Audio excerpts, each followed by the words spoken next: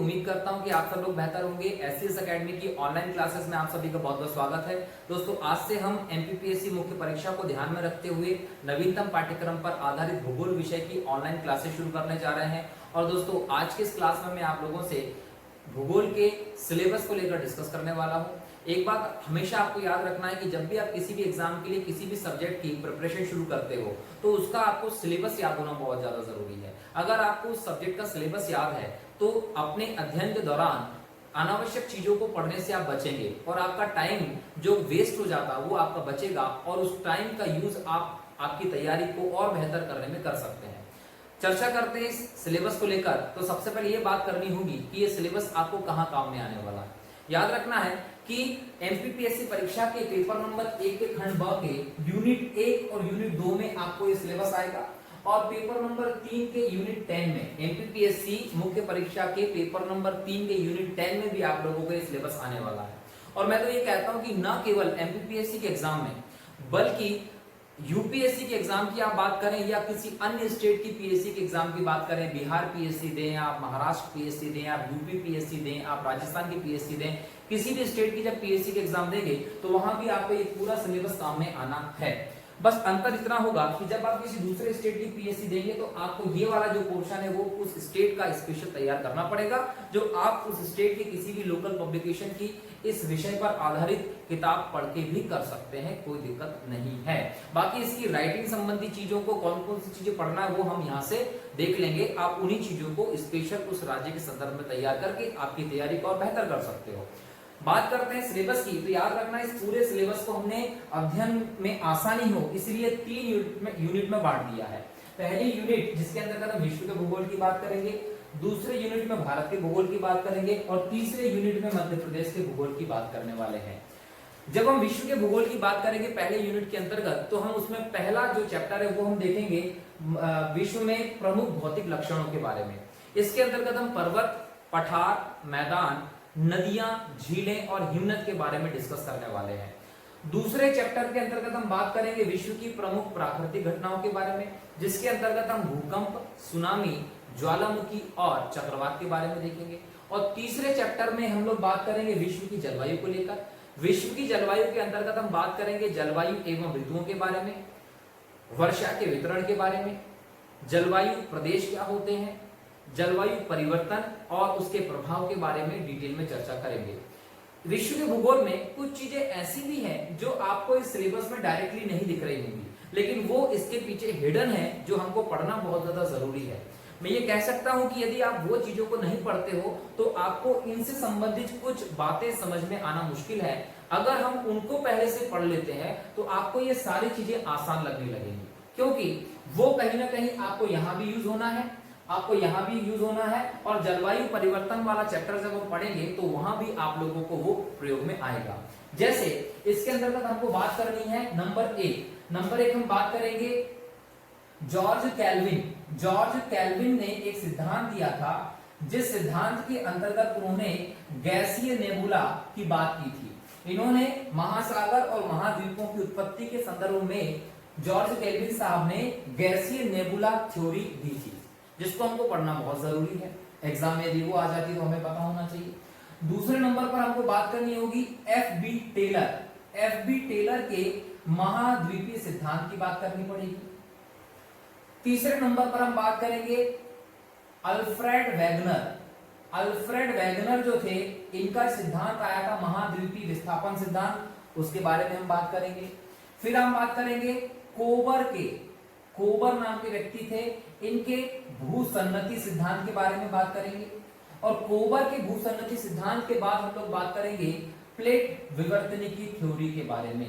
तो ये थ्योरी यदि हम लोग अच्छे से पढ़ लेंगे सभी तो कहीं ना कहीं हम जब आगे इन चीजों को पढ़ेंगे तो ये हमारे लिए आसान हो जाएगी, क्योंकि ये आधुनिक सिद्धांत है, मान्यता प्राप्त सिद्धांत है। और आपको भूकंप की व्याख्या करनी हो, ज्वालामुखी की व्याख्या करनी हो, जलवायु परिवर्तन के बारे में बताना हो, आपको पर्वतों की उत्पत्ति के बारे में बताना हो, पठारों की उत्पत्ति के बारे में बताना हो, तो आपको ये सिद्धांत बहुत काम में आने वाले हैं। तो हमारा जो सिलेबस है हम उसका प्रारंभ जो पढ़ना शुरू करेंगे, तो पढ़ने का जो प्रारंभ है वो हम सबसे पहले यहीं से शुरू करेंगे। सबसे पहले हम केल्विन के सिद्धांत की बात करेंगे, फिर हम टेलर के सिद्धांत की बात करेंगे, अल्फ्रेड वेगनर के सिद्धांत की बात करेंगे, कोबर के सिद्धांत की बात करेंगे और प्लेट विवर्तनी के सिद्धांत को पढ़ेंगे। उसके बाद हम इन सब चीजों पर आएंगे एक एक करके।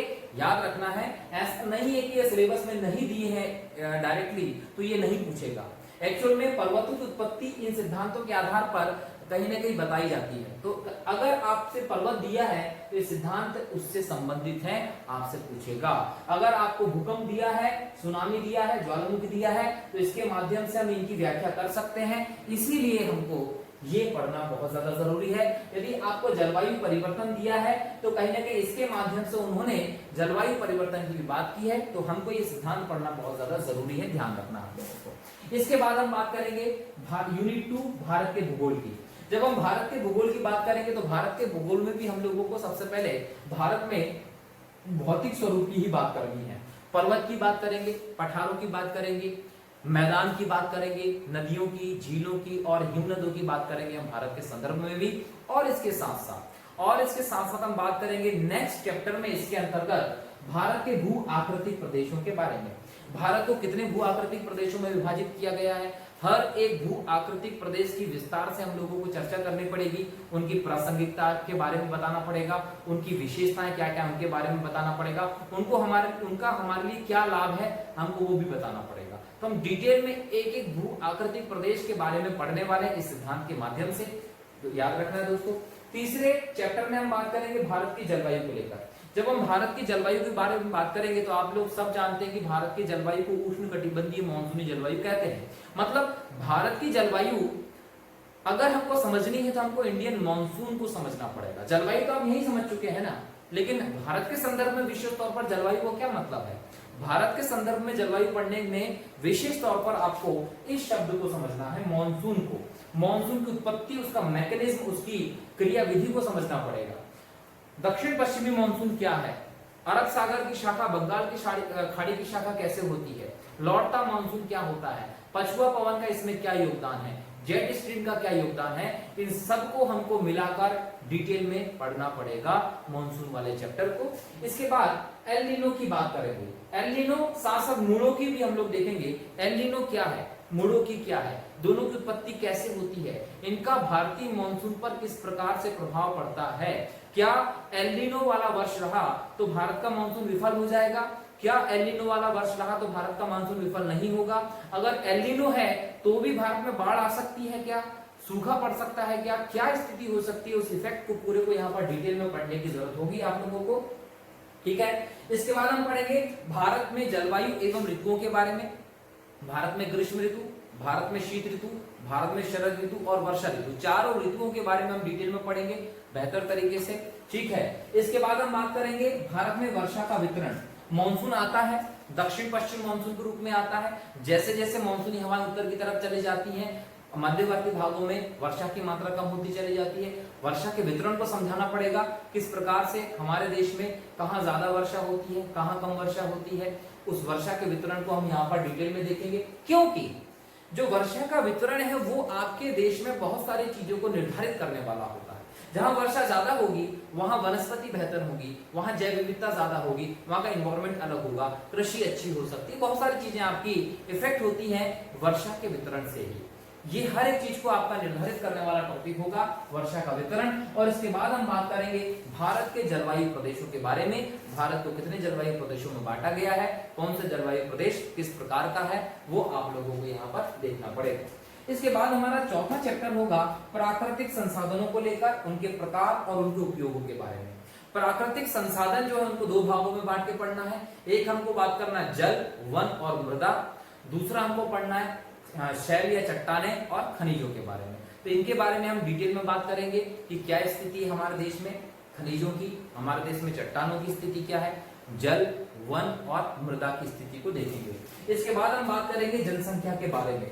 जनसंख्या वर्तमान में यदि हम बात करें तो भारत में एक इंपॉर्टेंट चुनौती के रूप में सामने है।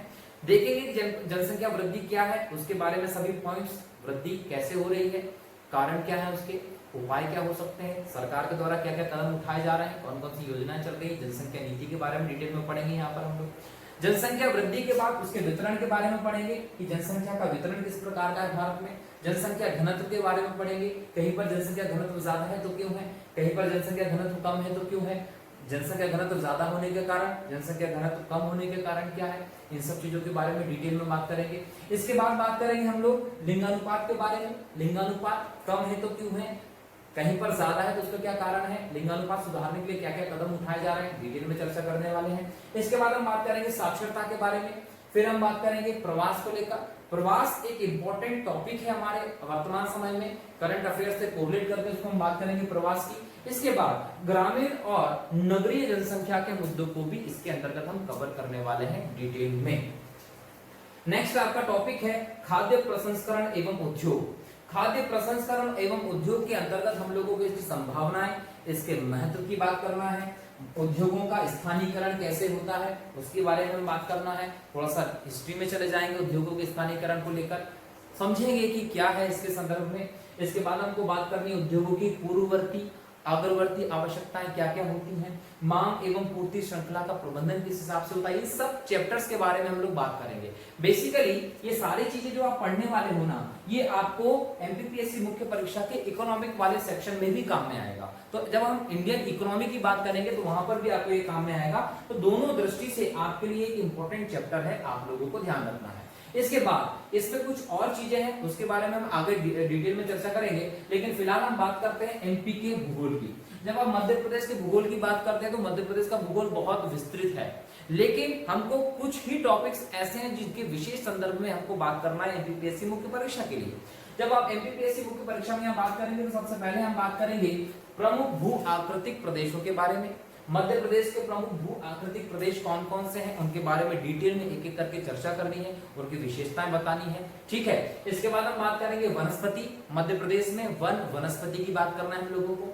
फिर मध्य प्रदेश की जलवायु के संदर्भ में बात करना है हम लोगों को।